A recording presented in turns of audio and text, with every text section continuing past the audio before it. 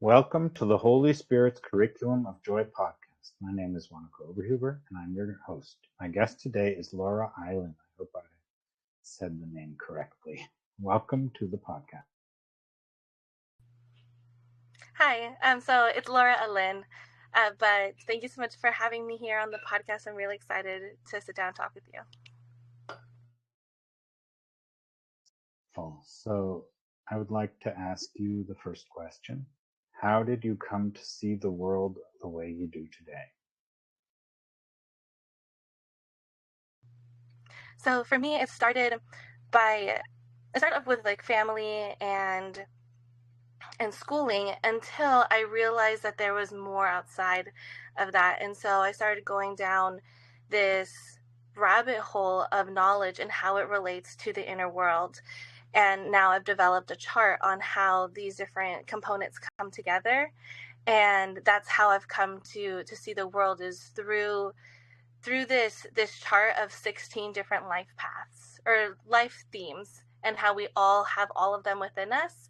And then I've included all of the academic subjects in there, all of astrology, the cardinal points, a bunch of different systems that have all come together. And that's now how I see the world. Okay. So would you like to go into why you started going down that rabbit hole and then what the steps were in acquiring knowledge and then experience in the realms that you're speaking of and how you came to your system? Yes. So it started with my husband starting to marry my husband, because it was during COVID when on Wednesday everything seemed like it was fine, and then 3 days later everything was canceled. And it really had me rethink everything. And it was also due to like everything around us was saying like, don't get married, don't be together, but we knew inside. And so it was like this inner knowing. And so I think that's why a lot of my research is about intuitive knowing and seeing it as a legitimate source of knowledge, because it was something that was so powerful that it couldn't be ignored. And so now I've been trying to use the academic subjects that I have loved my whole life. I've always loved learning about everything. And so by studying that and going around learning about the different ways of knowing is how it all kind of came together. So you're saying the intuitive knowledge that gave you the certainty that marrying your husband was the correct thing to do, and then everything falling apart outside in the world in the sense of the COVID and all that goes with that, led you to going deeper and then actually studying academic subjects.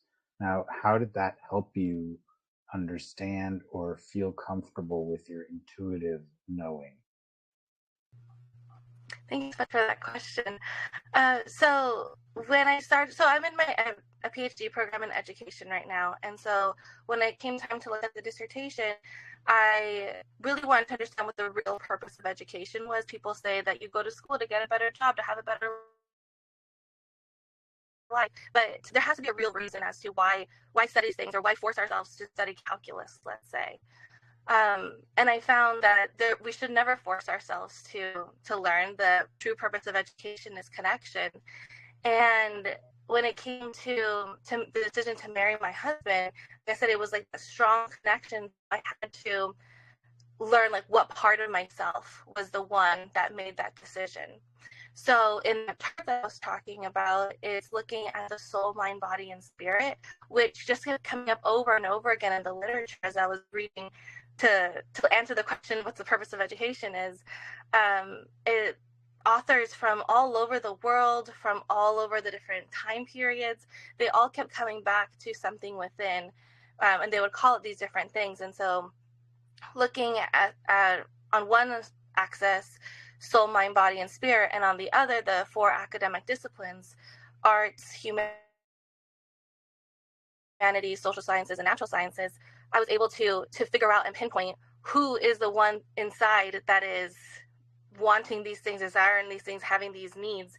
So for instance, when we are fighting with ourselves if we should finish the task that we're doing or go to the bathroom, there's this internal struggle, like, what am I going to do? Or when you're hungry and you say, oh, I can't eat right now, let me wait an hour or two and then I'll feed you, talking to your body. So it's like we have these different parts of ourselves that we do interact with and talk to within, but we don't have a name for them. And so that's where it started, with learning that this part of me that was so strong that made the decision to marry my husband, it all came together with the different parts of myself. So like a lot of people have the struggle between your head and your heart saying one thing and your head saying another. So what's going to make the decision? So the chart is now I'm trying to have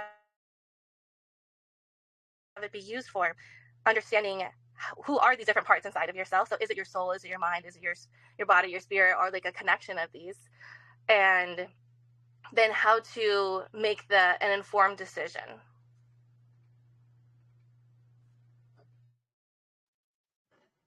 So have you come to a conclusion that you prefer to follow a certain source of decision making, or how do you go about that? Because you're saying there's at least four different places where, or 3 or 4 different places where decisions come from, and you probably have come to a conclusion that you prefer one or the other, or have you been more into the idea of combining them and putting them together and trying to figure out things because you combine them?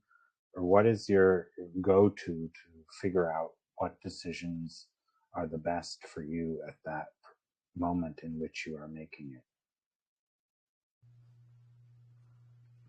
Yeah, so there's actually 16. So there's 16 different facets of ourselves that I found. And in these 16, each one has the say for a certain, like, let's say, should I go to Paris? Should I move to Paris? So that's just as an example.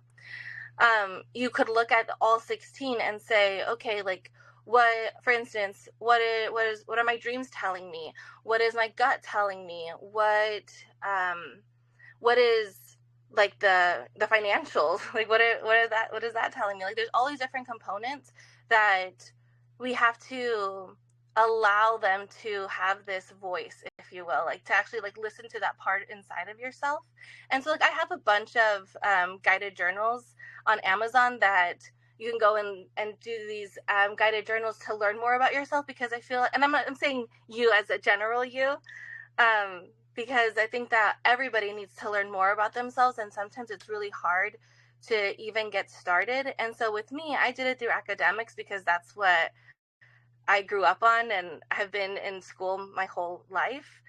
So I was very comfortable there. But for other people, it might be by learning about cars and learning all the different parts about cars. And there's a great book, The Art of Motorcycle Maintenance, that talks about how beautiful it is to learn about every little aspect of something, but there's also a sadness to it because it takes away the mystery. So that's kind of how it is when looking at the self. There's all these parts of you that you have yet to discover, because we're all multi-dimensional beings.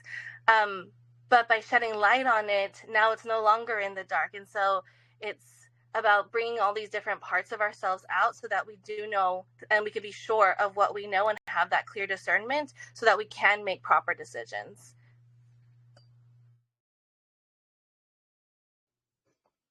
Okay. In A Course in Miracles, there's a very interesting point of view on how to make decisions. Is it a decision that leads to separation, is coming from separation thinking, or is it coming from joining, from a thinking that provides the experience of joining? Now in A Course in Miracles it says ego or Holy Spirit. Now, what do you say to that type of background to decision making? So I would definitely say it's with joining. Like I mentioned earlier, with the what's the purpose of education? The purpose of education is to learn to connect.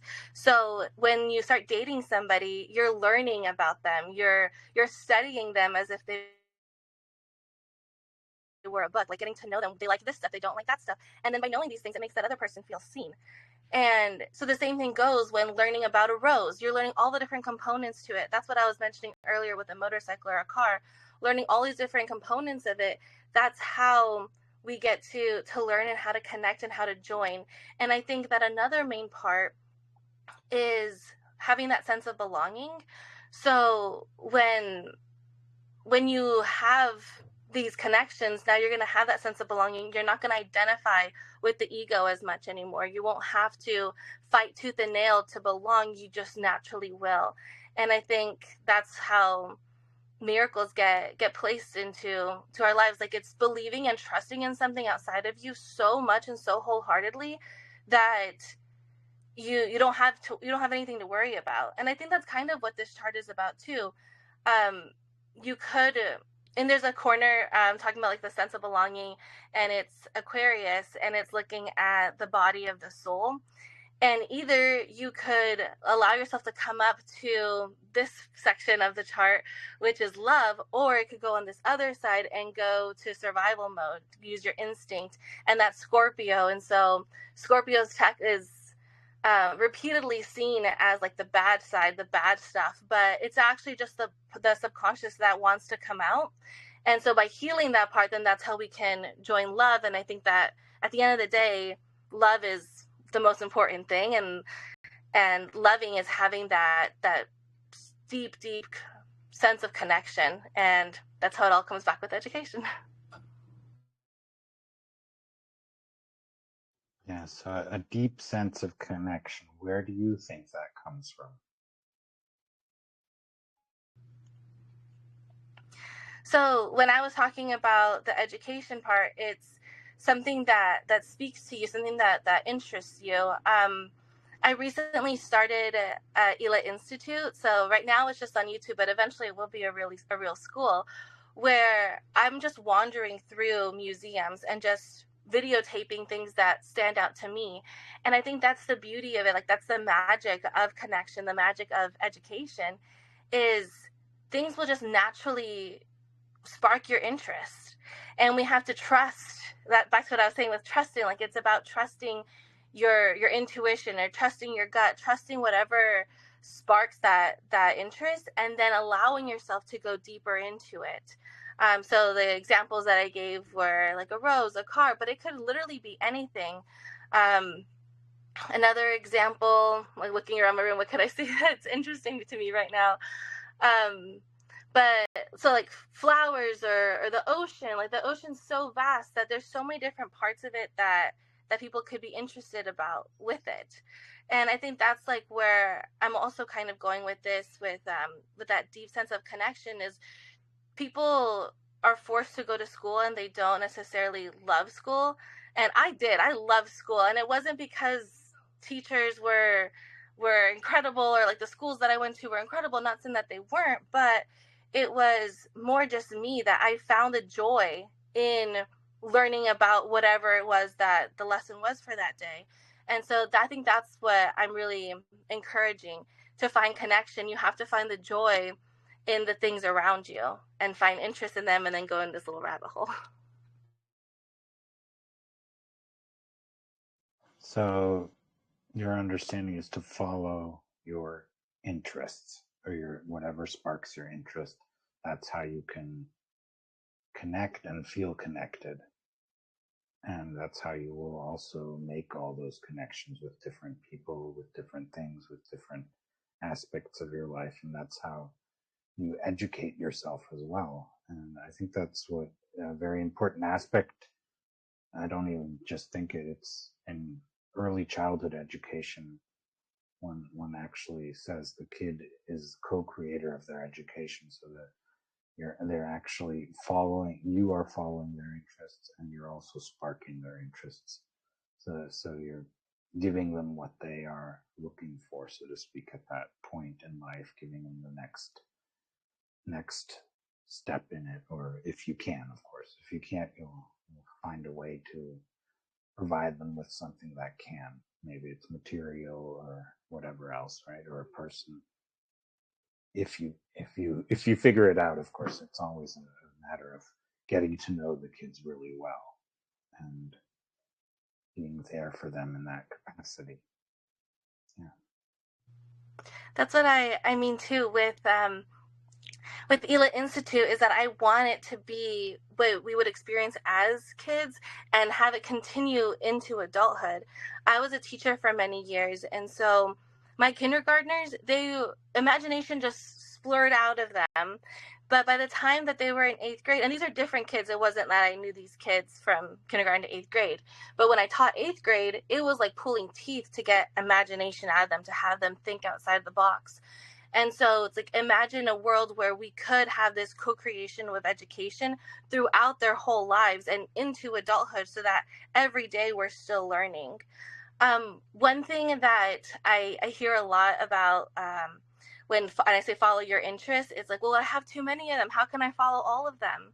And that was something that I had to deal with my entire life, because as a polymath, someone who loves a little of everything, is like, how can I go deep into something? But now it's that I'm going deep into all of it through this framework.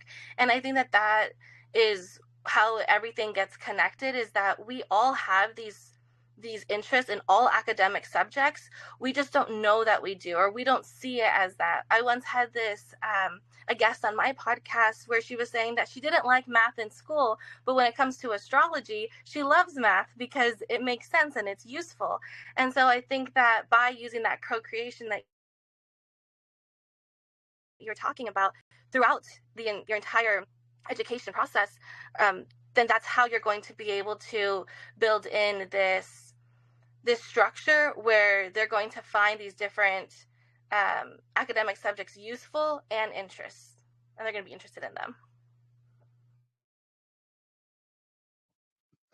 So another aspect of this is, where does that interest come from? Now, looking into ourselves, as you were saying, it's so important to look into yourself and to get to know yourself. That means going inwards.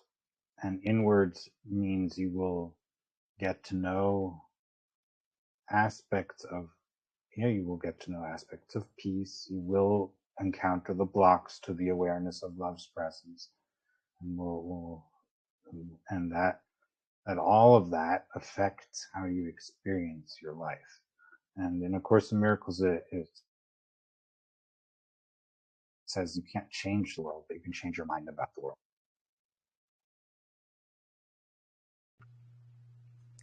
Yeah, I love that quote because it's true. Like, you can only really change yourself, and so that's why I do implore everybody to look within. But the thing is that it's really scary to look within. It's really scary to look at yourself in the mirror and say, this is who I am. I'm not perfect. I have all of these deficiencies, and be okay with that. And that's like where this full love, acceptance, the self-love that we need in order to go within is immense. And so it's just to start off small. Like, no one's asking you to take a deep plunge into the ocean, but maybe like put your feet into the where the waves are and have the waves wash over your feet. I think I'm really trying to drive home that it's not about chasing after something the way that we've all been brought up, like being on this hamster wheel or climbing the corporate ladder. That it's not about that. It's about being yourself and allowing things to come to you, and knowing that that's how you're going to find that connection, not by forcing yourself in, but rather by sitting back, being yourself, and having them come to you. And so when we're talking about following your interests, it's that's how you find your people. And what I've been learning too is, as a polymath, I really just wanted one person or a group of people to love every single side of me. But like I mentioned, we're all multidimensional. So it wasn't really fair of me to ask, for instance, my parents to love every single side of me. Like, they can love this side of me, and my husband can love this side of me, and my friends can love this side of me. and to have all the different sides of me come together. That was one of your questions that I didn't answer fully, of is it one or the other? It's all of them. It kind of like click into place, kind of like magnets, it feels like, when a decision is really true and really right. You won't have this like battle going over, but again, it's about going within and fighting those battles within so that you can have those clear things. So the way that I imagined it is like all of our magnets, they have like gunk that has been attracted to it, and so we need to like clean off that gunk so then it can like align within ourselves. That's just like the way, the analogy that I see it. Yeah, so unifying the will, in other words, in A Course in Miracles, it speaks about the one will that is God's will, right? That is our will. And then all the resistance to that is the whole ego system of separation thinking. Because we have come to the idea that we could be something better than what we are, right? Or we could be better than the creator and our source. And so to just, and like you were saying, to love yourself fully, you need to love yourself in every aspect, even where you think, or even if you've judged yourself as being deficient, or you actually don't know how to do something, you need to love yourself there too. And so, and love the potential to be able to learn things too. And like you said, also the aspect of having so many things you're interested in, which is a fact for very, very many people, right? You're not the only one. To then follow the moment by moment inspiration rather than get caught up in the struggle of choosing, right? I think that's what you were going for as well. Yeah, definitely. But I also, will also shows up on my chart. And so for me, on that chart, will is the body of the spirit. And so around it, on this side, it's Scorpio, it's instinct, it's that survival mode, it's that darkness. And on the other side is reason, Capricorn, like a mountain.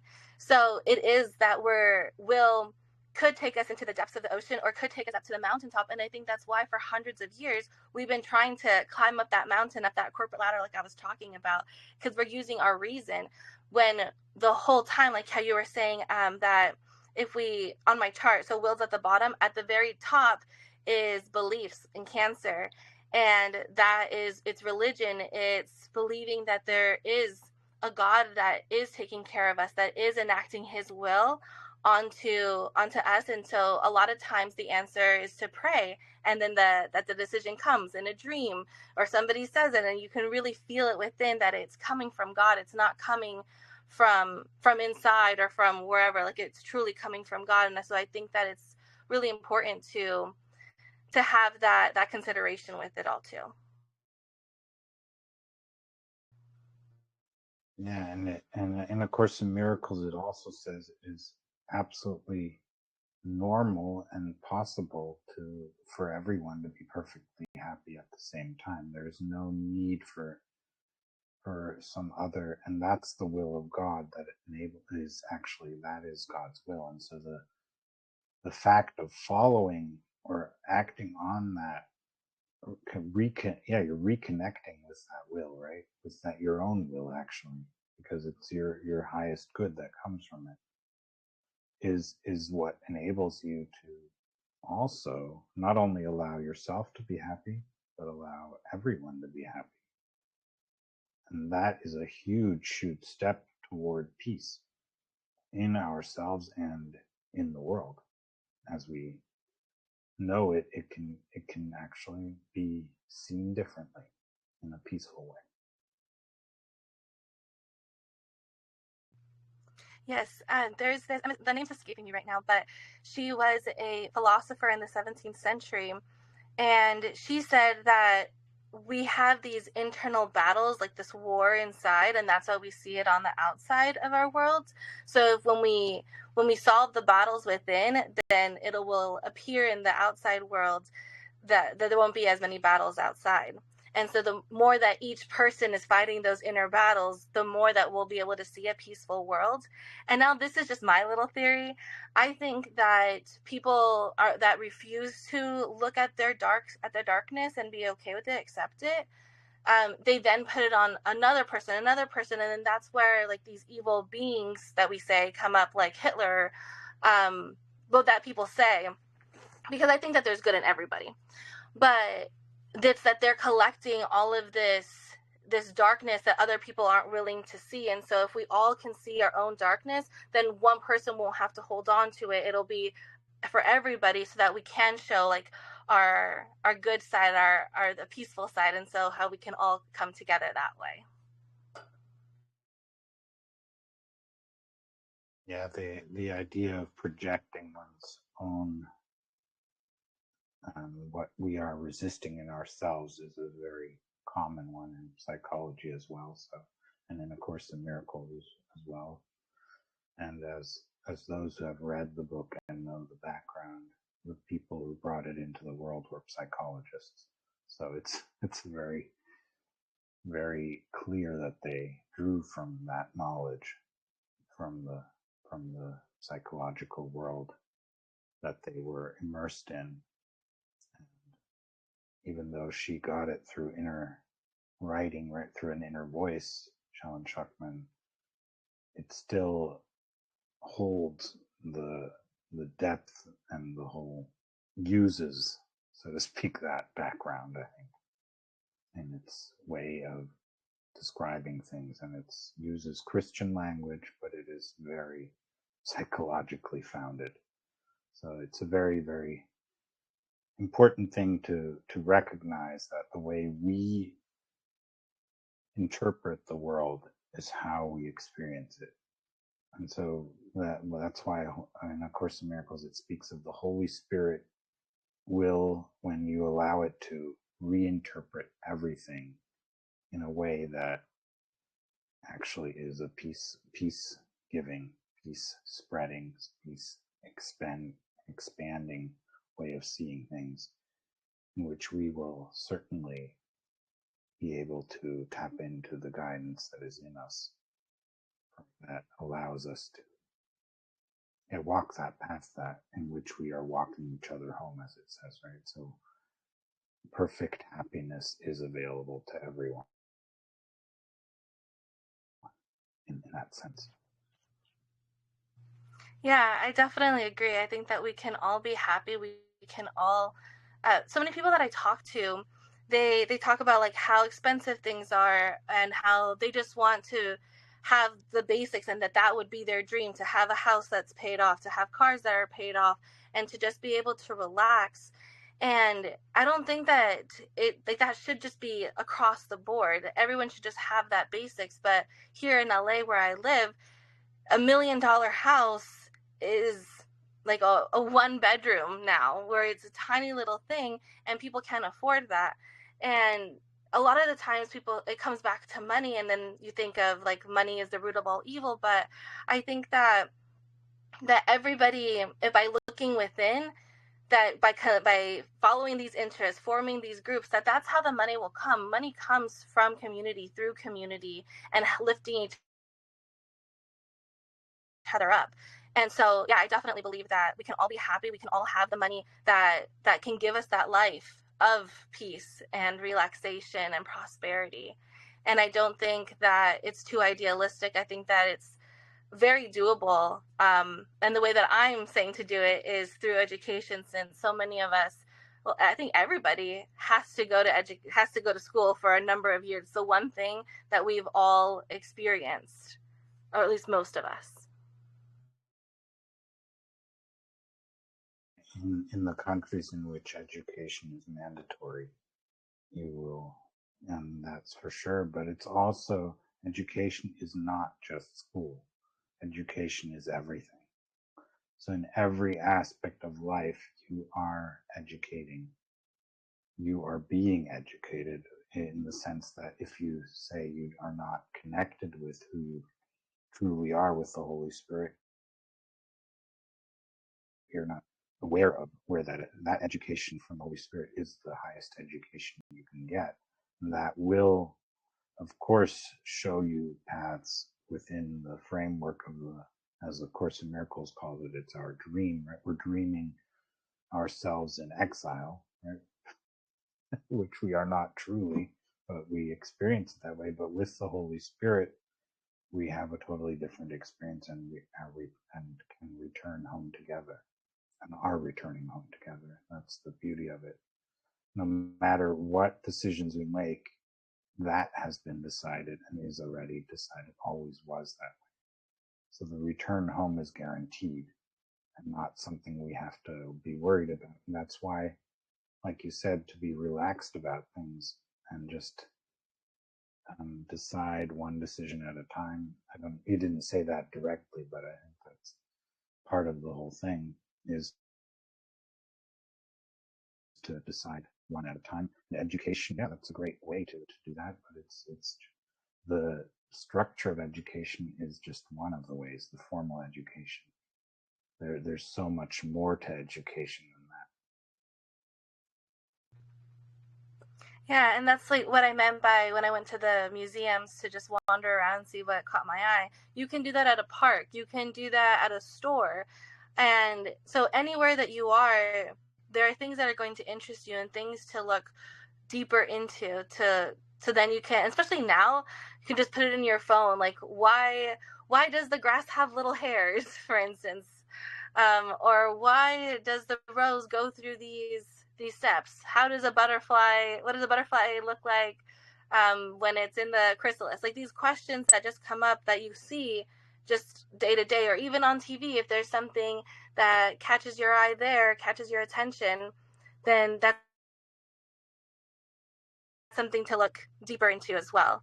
So it can really come from anywhere, and that's why I was talking about, like with kids, like little kids are always looking up and they're really enjoying the world, whereas the older that we grow, the more like pinpointed we're looking, like only at this level, eye level. We don't really look up or down or stop to smell the roses, things like that. And it is about moving too fast and really taking the time to slow down, which is immensely hard, and it's taken me years to even get to this point.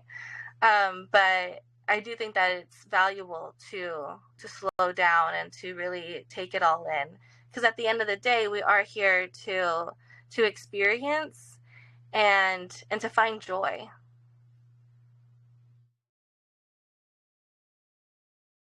that. And of course, in Miracles, it says it's a choice. So, but there's always these blocks to the awareness of love's presence. As long as they're available to us, we're going through them. So when we say, okay, I want to choose joy, I want joy, I want to be happy now, right? Then okay, the first thing that will come up is whatever has been in the way, we've been keeping in the way of that, right? So that's why the topic of facing what we think is dark within us is so important, but also the willingness to see the light. And I think one of the aspects of it is that one is afraid of one's own light as well, not just afraid of the darkness is something we're actually used to, because we've been listening to separation thinking a lot, and I still do, and most of us still do. And that's also, according to A Course in Miracles, that's how this world came about, through the idea of separation. So, yeah, so the joining is really, really important, and that's something that we can do with connection. Yeah, I could talk a little bit about that with being afraid of your own light, like thinking that like you're too great, or like having these like, yeah, just thinking that you're too great, that then no one will understand, like you'll be all by yourself and all of that. And on the chart that I was talking about, it's going to be a book that's coming out at the end of the year. It's called the Ornellian Framework. But in the other corner, so we talked about all the corners. So in this corner was love, and this corner was feeling like the sense of belonging. Over here was instinct, survival, and then this top corner is expression, and it's ruled by Leo, which is the sign of light, the sun, all of that, and it's rooted in cultural and tradition. And so you won't shine too bright, that you should be able to shine as bright as you want and express your true self, express all the different sides of yourself, and trust that you will be held down by tradition and have it be a good thing, not like held down by tradition and like doing all of these things that aren't right, but doing the parts of tradition that of your culture that empowers you, but then doing like your own spin to it. And I think that before, tradition was so it was like a box that you had to fit into, and I'm saying that you still have that box, but you can build up from it. You don't have to stay in the box.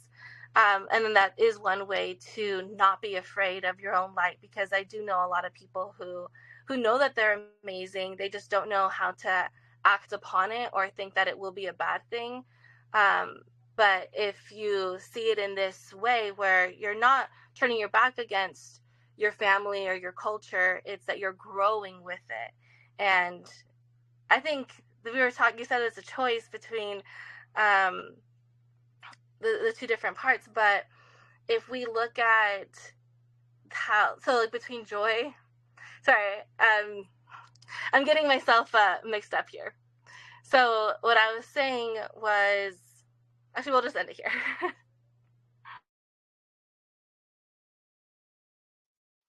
Yeah, I think it's very important to, like you said, when you know that you choose to shine, and it's not like we always.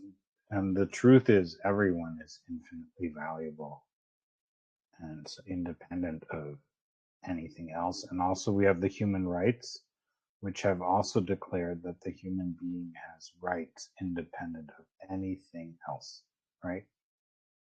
So it has inherent value before even there's nothing you need to prove in order to be valuable. And so that to go there and look at that, okay, that's a thought that is quite amazing when we think of what types of thoughts have been very predominant in the world and are still very predominant in our minds and in many, many different cultures and situations. So to shine, like you said, to shine, to allow yourself to shine. Yeah, I think you're right that you do not have to be afraid that you will disappear into an idea of being so much better than everyone else, because your traditions will hold you in place until you're ready to see whatever comes next, right? And then those traditions might remain, they might not, but you certainly will be able to draw from them as an anchor until you don't need the anchor anymore in that form.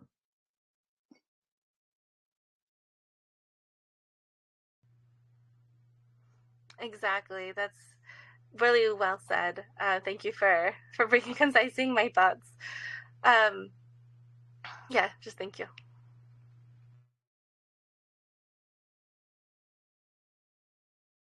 Well, let's go deeper into the thought of being afraid of the light. So being afraid of the light has been an issue for many people, and the light is not thinking you're better than everyone else.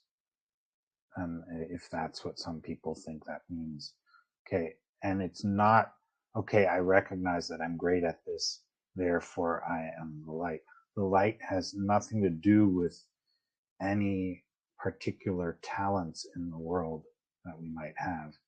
It has to do with allowing yourself to come from where you're at this moment with everything that you have available to you, and not needing to hold back. And we're always holding back, at least.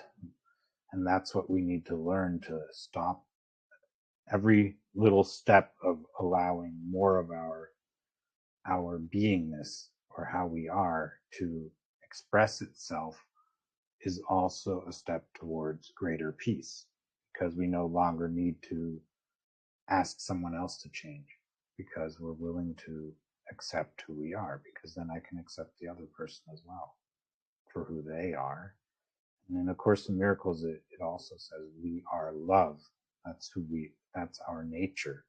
So you can't teach love. It says it can't teach love because that's who we are. But it can provide us with a way of looking at all the barriers to the present, to the awareness of the presence of love, right? And I think thereby that's absolutely. become aware of that.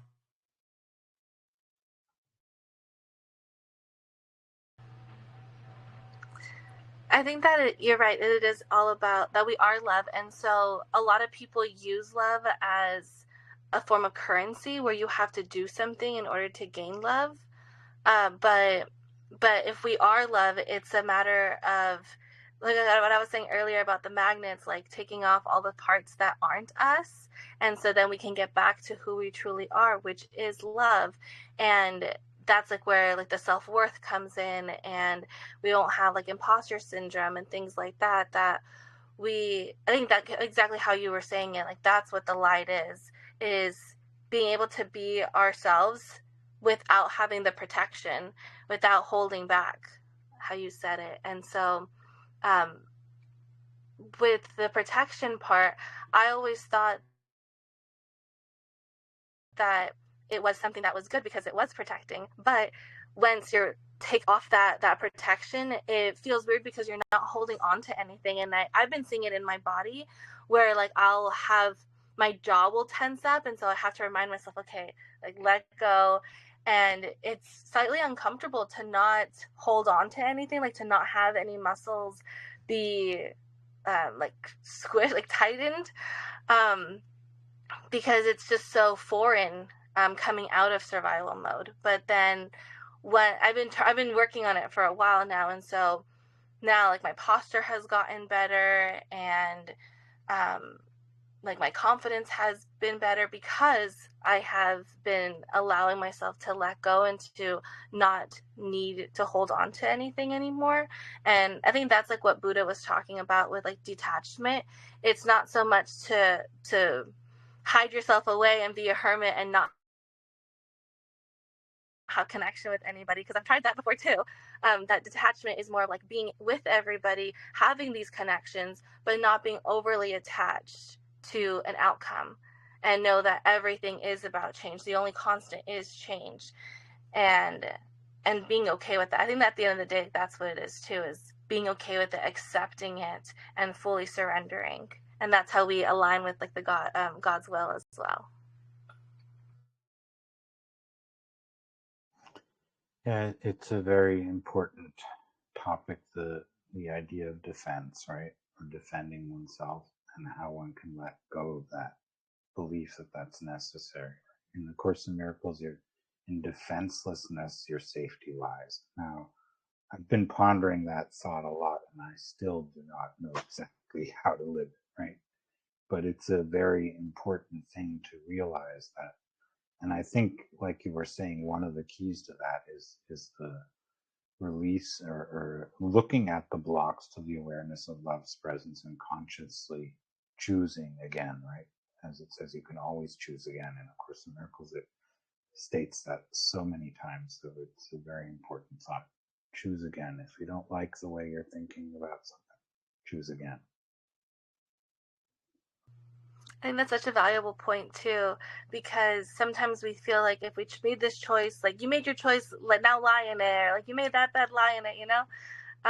But it's not so much like it's a test where it's a right or wrong. It could be like a workbook. Life's a workbook where you're doing it in pencil. You're not doing it in pen. You can go back and erase and choose again and see it differently. Change your perspective.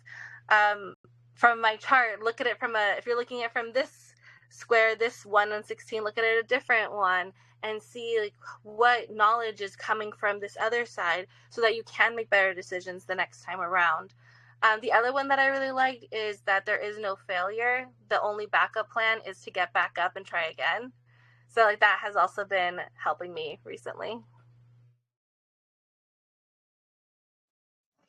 Yeah, there's a lot of beautiful thoughts around that. You're right.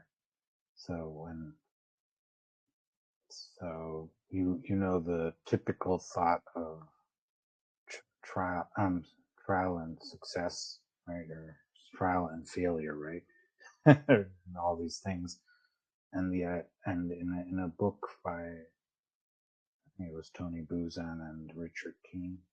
They were speaking of trial and success instead of trial and failure or mistakes or whatever. It's trial and success, because the focus is that there's success in trying. In alone, there's already success, and trying actually leads to the outcome that you want, right? Or that you don't know will be there, but will turn out to be there. If it's a scientific research, you don't know what the outcome will be, but you're trying out the various things will lead to a marvelous discovery, right? And that's something you can be sure of if you continue experimenting and trying out. You can be pretty sure you're going to have some marvelous discoveries, or discover that something doesn't work, which is also a beautiful discovery in itself. Yeah, there's a quote by Edison that says, well, now I know 999 ways that a light bulb won't turn on. Something along those lines, where each way that it could be seen as a failure, you're learning what not to do and then how to get better from there. And I think that that's just as valuable, to know the different ways, because again, if it's about connection, you're learning about this light bulb and all the different ways that it won't work. So like I said, it's just as valuable. So everything, like, I don't think that there's any knowledge that's not valuable, because I feel like before it was useful knowledge or applied knowledge. For instance, I have an applied mathematics degree, and what's the difference between applied mathematics or a true mathematics? It's just like how useful it is. But I think that theoretical mathematics is just as useful depending on what questions you're asking. And again, it all comes back to interest. What questions are you asking stem from your interests? So yeah, I think that that's how we can all live our truest selves. Another aspect of education is the recognition that we do not know. So that's, because we get so stuck up in believing we know what is right and what is wrong, or this and that, and then to step back and say, I actually don't know what is going to turn up if I recognize that I don't know, right? And then new perspectives can open up, or I can discover a totally different way of seeing things, because I'm no longer attached to a certain way, which for a long time I may have thought gave me the safety that I was so craving, but it actually held me back, most likely. I think that comes from a lot of parents telling their kids to only go into engineering or into law because that's like where the money is. Whereas when I went to school for psychology, my parents were freaking out about, like, what are you gonna do with psychology? But I think that, like how you were saying, it's coming from that safety mindset. Like, what can you do that's going to make sure that the bills are paid and that you're going to be safe? But that's why the inner work is so important, because then you find safety within yourself, that you're allowed to chase your dreams, or the way that I say it on my show, Grounded Spirits, is that you, by being your true self, your dreams find you. And so things that you wouldn't even think about that you would want start coming into your life. And so it's like this big surprise, like, whoa, I never expected this to happen, yet it's here. And that, like, planning is amazing and it's great. And I'm not saying not to plan, like, definitely, like, budget and plan and all that. But there's something beautiful in the spontaneity of God's will, and how things can just come out of nowhere, it seems like, but it's because you've been putting down this groundwork. We were talking about the energy, like the trial or success, that wherever you put your energy, that's what's going to be like received, or yeah, so if you're putting your energy into something, eventually there's going to have to be a success, and it may not be the success that you thought you were going to get at the beginning, but it'll take you down another path, another avenue, and it all works out at the end. On my show Ela Radio, it's looking at people's career paths and seeing if astrology was guiding them, or was it intuition, or was it the system, whatever it was. And people always say, like, even in my darkest time, like, everything has worked out now. And it's just a matter of going through that. And so what you were talking about, knowing what we don't know, that's what's so cool about the chart too, is that it has all of the academic subjects where you can look at these different life themes. And if you have never taken a class in one of the academic subjects, then you can start by learning about that. You already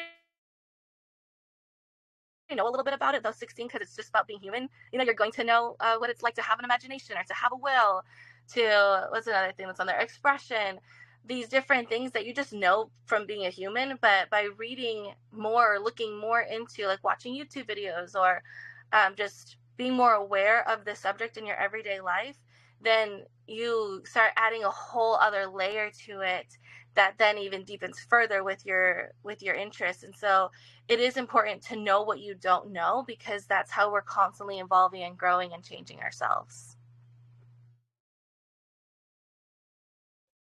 I was going even into the level of saying I don't know what anything is for, like is one of the workbook lessons in the Course in Miracles. Is to recognize that we don't know what anything is for. That doesn't mean that it's worthless or anything. It just means we don't know what it is for, because all our interpretations that we've been putting on it do not mean that we know what it is for. It just means that we have an interpretation that limits us in what we can do with what we are seeing or thinking we see. Yeah, I definitely agree with that too, but I would just add right now to it that we don't know what this is for, or why this is happening right now, but eventually we will. And it might not even be we as in us today. It could be we as humans one day will know. And then at that point, it'll be another problem that is unknown. But you're absolutely right. Like, in this day and age right now, there are things that we will never know, and we do have to be okay with that. And that is part of the journey. But I guess just like my idealistic self that thinks that eventually these questions will be answered, and it's okay if I don't answer them, I think is also a thing that I'm working with.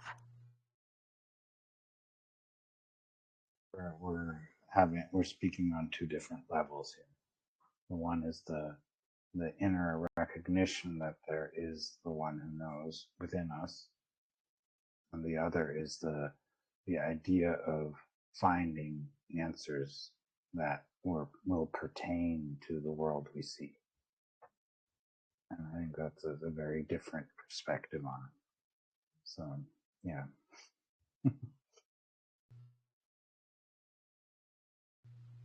So if I'm understanding correctly, it's that you're saying that the God within knows something that we have to be okay with not knowing, and we shouldn't look for the answers. Is that what it is? We shouldn't look for the answers as an individual person, in the sense that we think we know it. We should be listening to the God within us, the who we are. We should be listening for the answers that come from there, instead of trying to do it all ourselves. Do it on our own.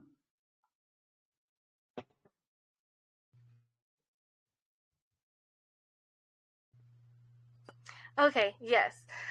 So that's another part in the chart, and so that would be getting information from the divine. And so you're absolutely right, where I think in the past, for hundreds of years, especially in the Enlightenment period, people were trying to figure that out by using these other forms of knowledge or ways of knowing to find out this information, but you're saying that that information, it can never be the sum of the parts of this information. It's only that information can come from that source, and that's it, which I agree with. Are we on the same page now? Yeah. I don't know, but we'll continue. So it's a very interesting topic. When you say, I don't know what anything is for, right? Doesn't mean that there isn't knowledge of that, but it does allow us to look at things with fresh eyes, because we're so often we have a very set way of seeing things, and in that way of seeing things, we're not happy. So we must be wrong about something, right? And in order to, so we are thinking something that is wrong, right? Because otherwise we'd be happy. And so we do need to recognize that is a marker for being wrong. And so the happiness, as we were defining it, comes from within us, and therefore the answer comes from there as well.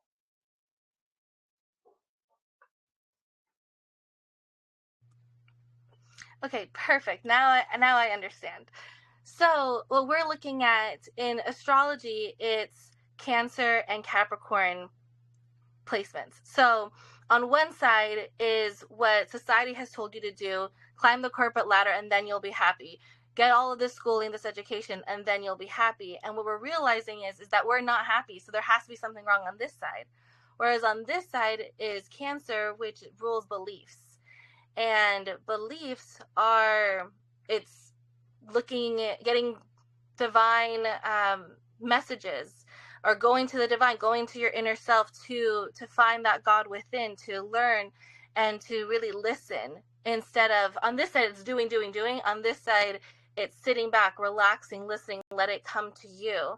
And so I would agree that we are starting to see this shift where if we don't know something, it's not for us to climb up this mountain to obtain it, because we're still not going to be happy.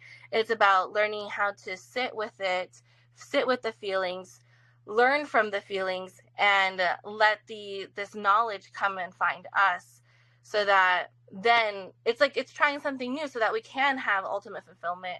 Back what I was talking about with polymathy, it's learning about all these different parts of yourself so that so all the parts of the self can come together to be happy.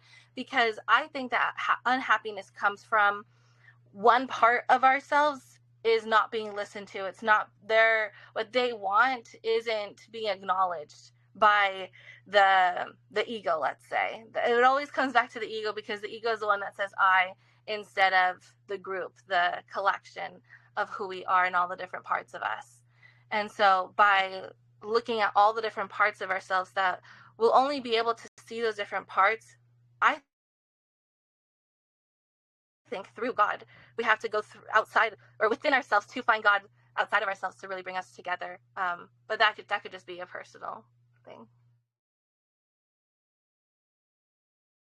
Yeah, it's a very important thing, because we will be acting, right? It doesn't take away action, it just puts it under a different guidance, a different will.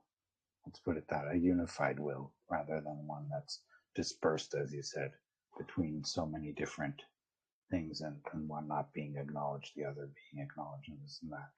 But it's actually unifying it by saying, okay, I don't know what this is for. I don't know how to solve it. I don't know any of that. And I will allow the answer to come up. And then it will be like you said, all the parts that are in you, everything will inform that answer, because the God has all the answers, right? This place from which everything is connected, this place where we come from, has all the answers.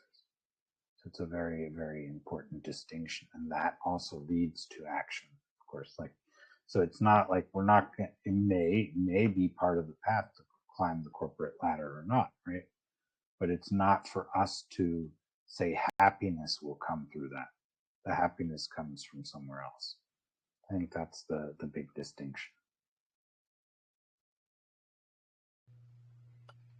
Exactly. Yeah. Happiness has to come from within, and no one can tell us what path to take. We have to be able to make the decisions ourselves to find that happiness. I love the collection of books by Carlos Castaneda. Within them, it says to follow the path with the most heart, because all paths lead to the same place. We're all going to die someday. All paths lead to the same place, but it's, are you going to be happy along the way on your journey? Are you going to be being forced to do something, or is it going to come from within? And so that's where the path with the most heart comes from. And I think it goes related to what we were just talking about, that sometimes, so for some people, the path with heart is to climb up the corporate ladder, and there should be nothing wrong with that. Some people want to have a 9 to 5 and love that stability, and there's nothing wrong with that. Not everybody has to go off and do their own thing. It's about finding what works for you and not forcing anybody else to do what may not work for them. It's all these being stuck in a rut, right? You don't. So, and that's where you, by looking at the blocks through the awareness of love, strength, presence, you actually are moving out of this stuckness into the freedom that is yours. That's your birthright in truth. So yeah, it's getting towards the time to wrap up. So is there anything you would like to share that I haven't asked you about, or that would be helpful for people to know? Oh, I just hadn't finished I went on a tangent and didn't finish my thought about polymathy, but by learning about all the different parts of ourselves, that's what I'm saying will lead us to self-actualization. And so by learning about all the different academic subjects, like one aspect of them, then that's like how we can become complete and achieve this self-actualization, which really just means togetherness, like the integration of the soul, mind, body, and spirit, just to really come together. And so, like I was saying earlier, I think the hope is that by bringing myself together, then I can start seeing it within my family, my community, my state, my country, my world, because I think that it's like a ripple effect, that if you're doing it, then other people will do it too. Because you're right, like I'm not the only one that has a little bit of interest in everything, like a lot of people do. It's just about bringing it out and to allow it to shine, to allow it to grace us in this world. The way that people love to cultivate their interest in all subject is to work on a project where they pick up the knowledge as they need it for that project. Right. So it's, or pick up the resources, or allow the resources to show themselves in themselves or in others in order to support that project. And it's often not even about the result, even though there is a goal in mind. It's a lot of the time it's about what's going on, and that's a subject in education. The process is often more important than the result, and some people focus on the result more than on the process. For kids, or even for us to learn something, we need to be able to enjoy the process and take our time with it, because you go a lot deeper that way, and you have much.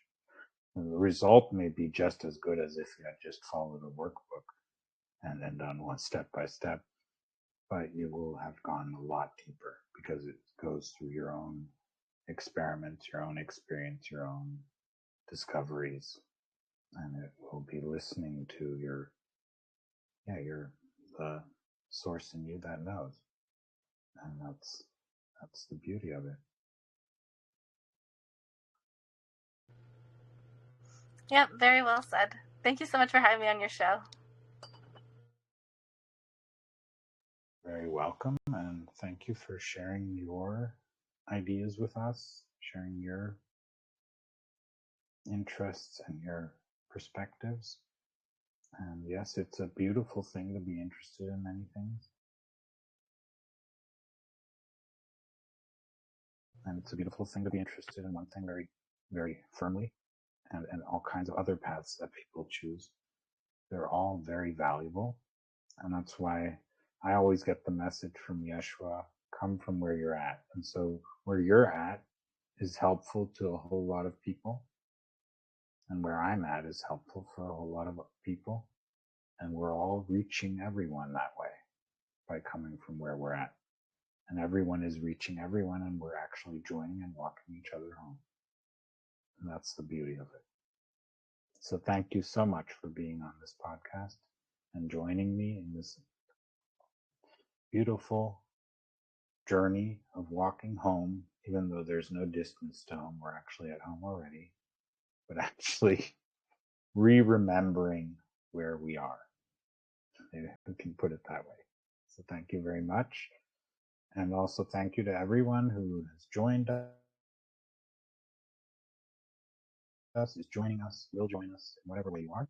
Please let people know about the podcast, review it, subscribe, and spread the word. And if you want to be on the podcast, please reach out to me so that I can schedule something with you so that we can have this connecting go deeper and deeper and deeper as we recognize it in ourselves as well, that we are one.